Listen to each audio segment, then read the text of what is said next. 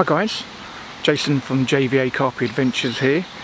You join me for vlog number 3 in the Mousehole Diaries series, which of course is coming from Mousehole Lakes in Paddockwood, Kent. Again, I'm on Kingfisher Lake this week. This one's mainly going to be a social with me and my friend Connor, but I am also going to cover some of the rules that they have at Mousehole Lakes. So let's roll the intro for now and then we'll get on with it.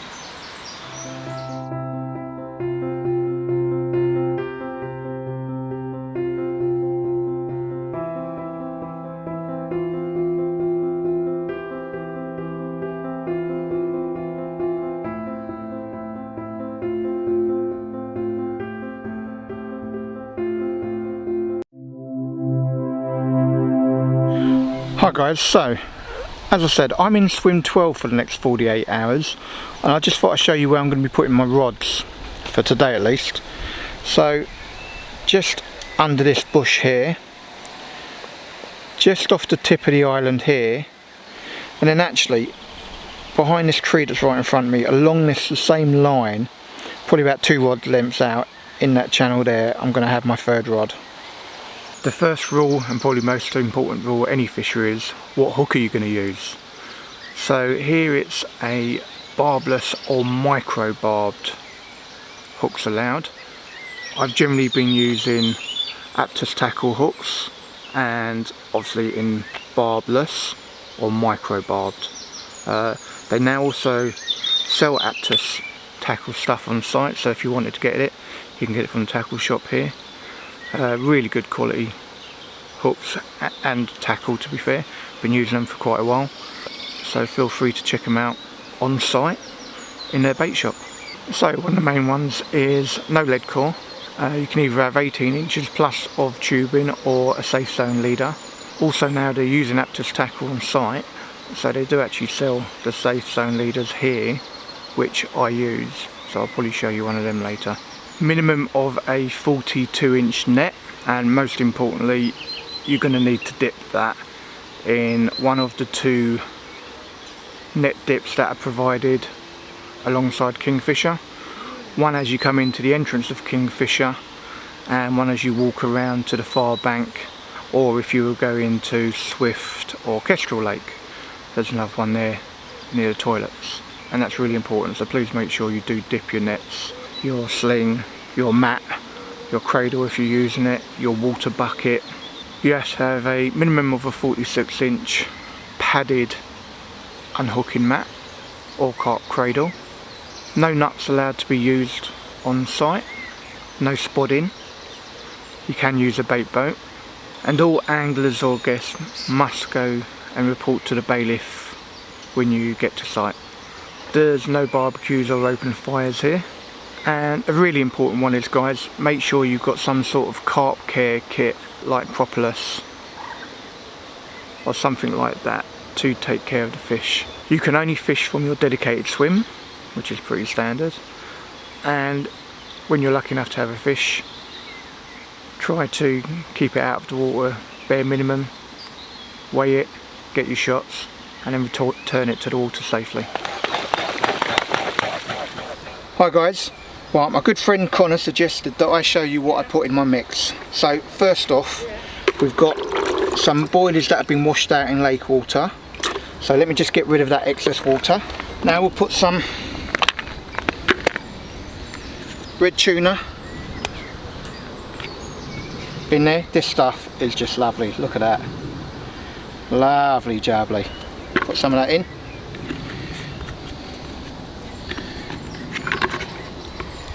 Get a good bit of corn in.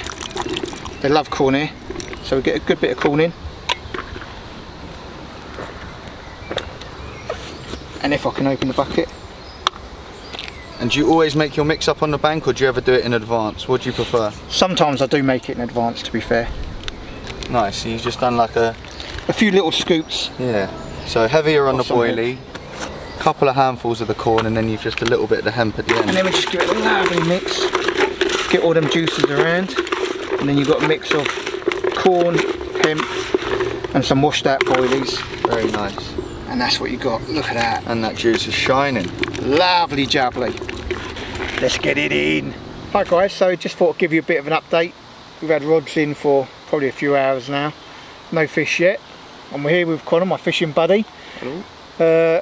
I'm doing the tactics that I've shown you earlier. May as well ask Connor, what are you doing, Connor? What tactics you got? So I thought with the sunny weather conditions today as they are, it's quite high pressure. I thought I'd go for a few zigs. I've opted for, starting off, I went with black foam with a red liner, about 3 foot. And then the other rod I fished red zig, black liner, and that was about 3.5 foot. As the day's gone on, I've chopped it down a bit, so I've cut those zigs down, so I've dropped it down about 1/2 foot every sort of hour or so. Kept with the same colour because that's the 2 colours I'm confident in. I don't really ever change my zig colour, I just use red and black. And then yeah, that's been it really, nothing to report. We've seen a few fish, seen a couple jump out in other swims, but as it goes, just ready for the night, I think. You've had quite a lot here on zigs, haven't you, in Kingfisher Lake? Yeah, that's a majority. We fished a lot during the winter. I fished, so September to March, I did the winter up here. I did about 3 nights a week, I'd say. Most weeks I'd have the lake to myself because I was fishing a lot during the week. And yeah, I started off slow, probably about 5 or 6 blanks, and then when I made the switch over to zigs from PVA bags, oh yeah, just the results started happening from there.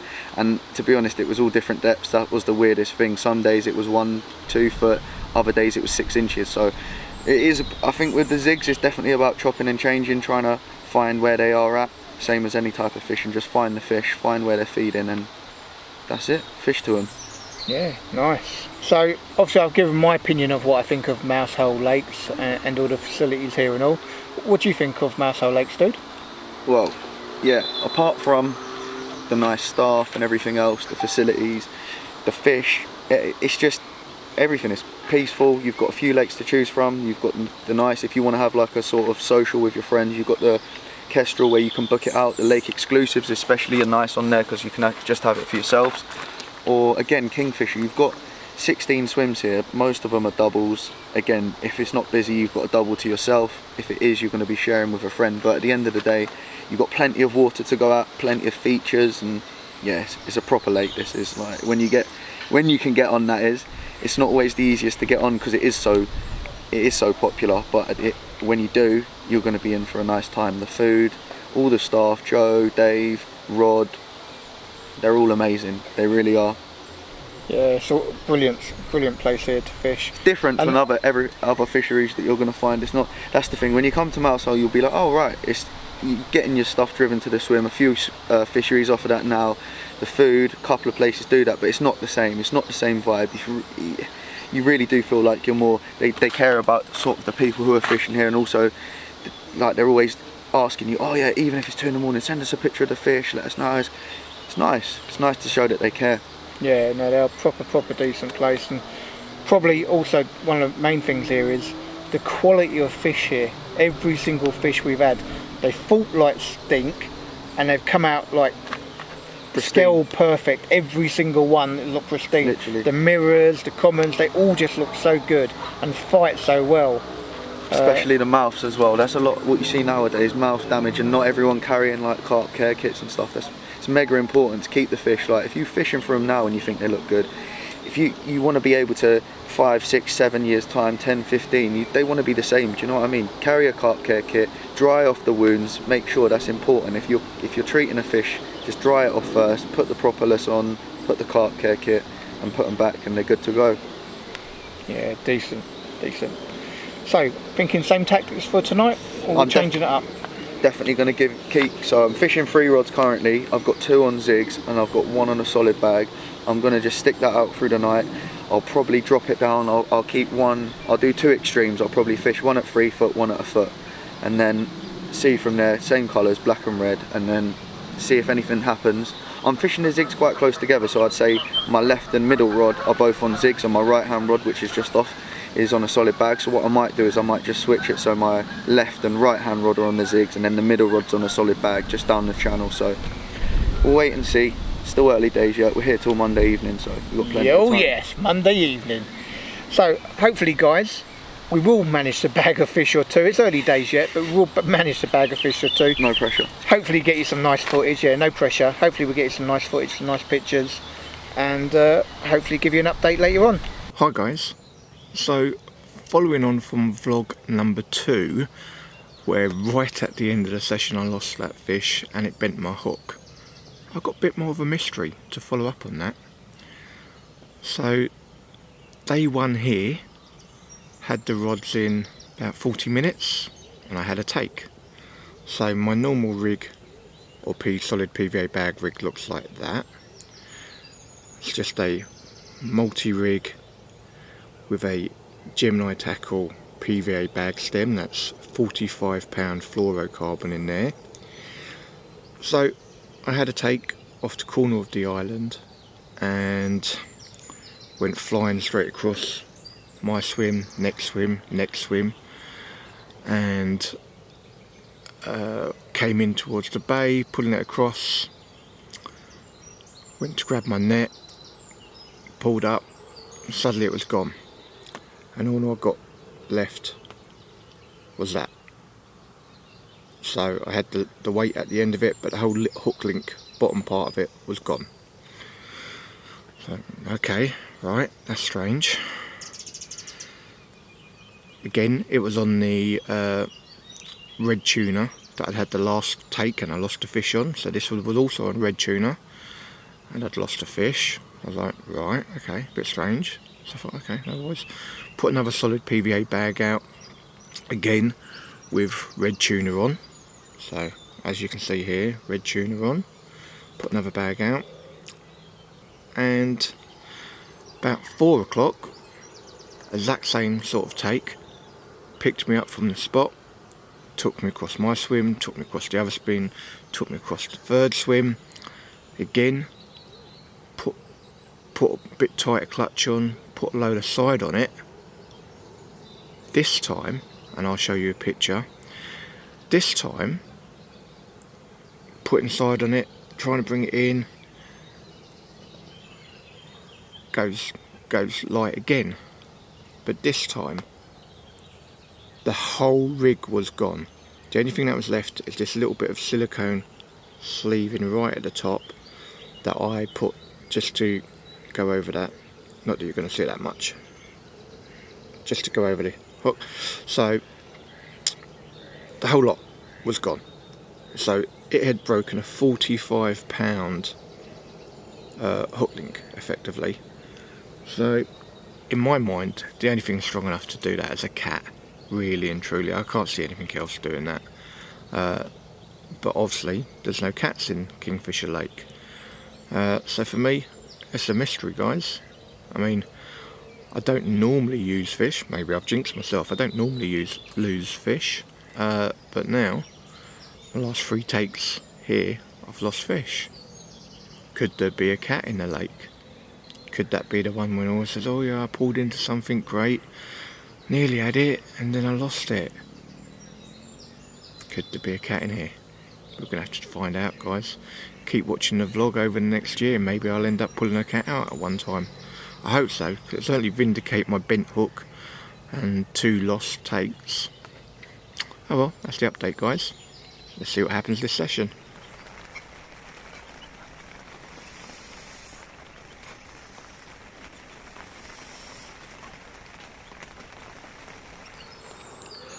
Morning, guys. So just a bit of an update.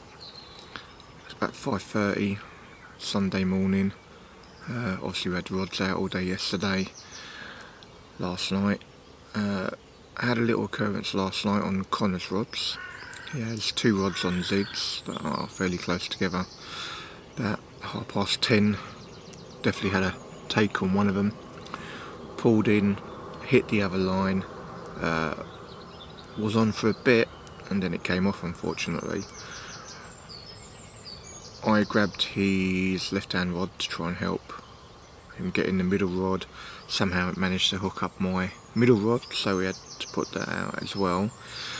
I had a liner through the night that I thought was a take, pulled into that, nothing, so I had to put the rod out again. And other than that, no fish on the bank. I know it's going to get quieter today, so it's Sunday and people are going to be leaving. We're actually here till tomorrow afternoon or evening, whenever we decide to leave. So I think as people leave, we may end up packing up and changing swims. We've done a full 24 hours in this 12 and 13 and haven't got any fish to show for it, so I think we're probably going to end up moving. Can't say exactly what swims have been looking good, but I think probably the other side of the lake is going to work for us this week. Give you a little look outside because it's much colder than I thought it was going to be fair. So let me just show you what it's like outside. There's mist everywhere. Alright guys, so if we move swims, I'll give you an update later. Fingers crossed we get into some fish. Morning guys, so 7 o'clock Sunday morning. I've just had a take. Happy days. 4th take on the red tuna. These are the cork dust wafters. I'm going to have to try and get this in focus because you won't believe me unless I show you. So that hook is bent again. Pulled into another lump, another bent hook, and fish lost. 4th fish lost. What is going on? Look, that hook's totally bent out. I just don't get it. Hi guys, so halfway through the session I had a few takes and lost fish, had another bent hook, a repeat scenario of vlog number 2. So I decided to move. An opportunity came up to move to a little bit further down the end of the lake. So instead of being in swim, let's say 12, I've moved 2 along to swim 10. I'll show you that in a second. Fortunately at the minute there's no one in swim 9 and 8. Or 8 and 9, depending on what way you want to do it. So no one else in swim 8 and 9, which means I could possibly put some rods down into that area tonight. And I have caught fish down there before. I didn't want to move into 8 or 9 because I found if you kind of move into 8 and then fish in front of 8, sometimes they spook off a bit. So getting it from swims 9 or 10 is probably a good idea. And with the islands in front of me in swim 10, I've seen a few fish showing. So that's probably a good idea if I kind of show you. I haven't got any rods or anything set up yet, but let's show you what area we've got there. So obviously that's my swim. Down there, if I just zoom in, is kind of swims 8 water. And that's kind of where tonight I'll probably be heading my rods down into that area. But so I've got all this in front of me, which to be fair is quite good water. You've obviously got the islands there. So it's actually quite nice water here. I've got another island, the Willow Tree Island there. So it's not a bad swim to be fair. But I've really come down here so that I can fish down that end tonight.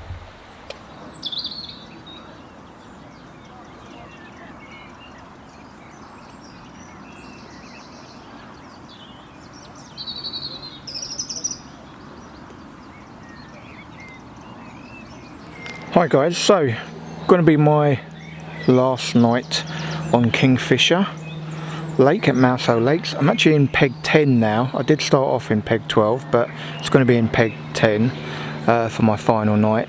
And just to let you know where I'm going to put my rods for this evening really. I'm going to be fishing solid PVA bags with Bait Solutions Pineapple Tigers in there. So I'm going to have one, if you can see that yellow post over here, I'm going to have one mid-channel in the direction of the yellow post, and I'm going to have the second one as recommended by Rod the Bailiff right, oh I've gone too far, there you go, right on the tip of this island here, and I'll show you where the third rod's going to be. So as no one is fishing in swims 9 or 8, I'm going to put it in, or I have put it in, swim 8 underneath this tree over in the far corner.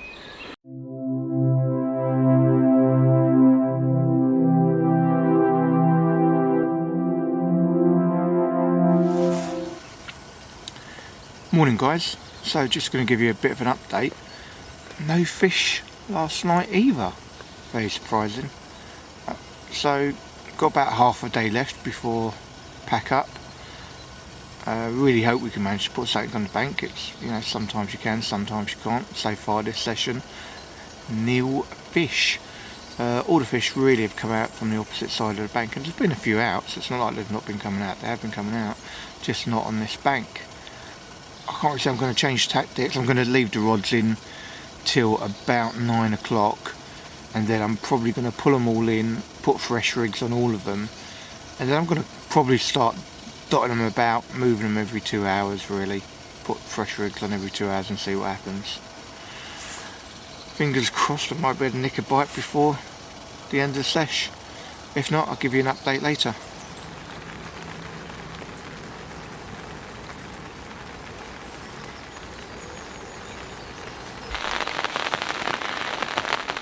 Hi guys, well, unless anything happens within the next hour or so, I'm guessing this will be it for vlog number 3 on Kingfisher Lakes. I've been in swims 10 and 12 this session, but unfortunately haven't been able to put any fish in the bank. Nope, scrub that shit. Roll alternate ending. Hi guys, so we get to the end of vlog 3 of the Mousehole Diaries, and I 100% thought I was going to be ending on a blank, but I'm happy to say in the last hour and a half I've managed to catch a nice 22.5 pound common. Give you a little picture here.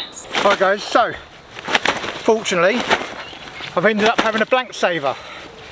An absolute beautiful 22.5 pound common. The colours on it are amazing, and the fight it gave me was amazing. Took out my other 2 rods, even though they were backlidded. Let's get her up for you to have a look. Absolute beautiful fish. So beautiful. Bait Solutions Total Nuts. That is Bait Solutions Total Nuts. Super happy with that. Let's show you the other side guys, okay? That is beautiful, dude. No, it's a lovely fish. Beautiful. 22.5 pound common. Gorgeous, some fantastic shoulders. We'll get you some stills.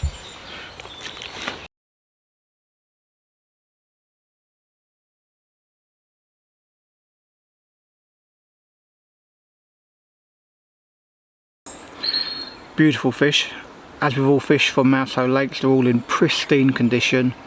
Put some carp care on the wound. Lovely. Really grateful for that fish. Means I don't end a vlog on a blank. So guys, stay safe, happy fishing, and see you for vlog number 4, which will actually be coming from Kestrel Lake this time. It'll be the first vlog on Kestrel Lake, so I'll be sure to give you a picture of what it's like here. And that's where I'm going to be next week actually, so you may not need to wait 2 weeks for another vlog. Thanks for watching guys. Don't forget to hit the subscribe and like button and that bell if you want to be notified of future posts.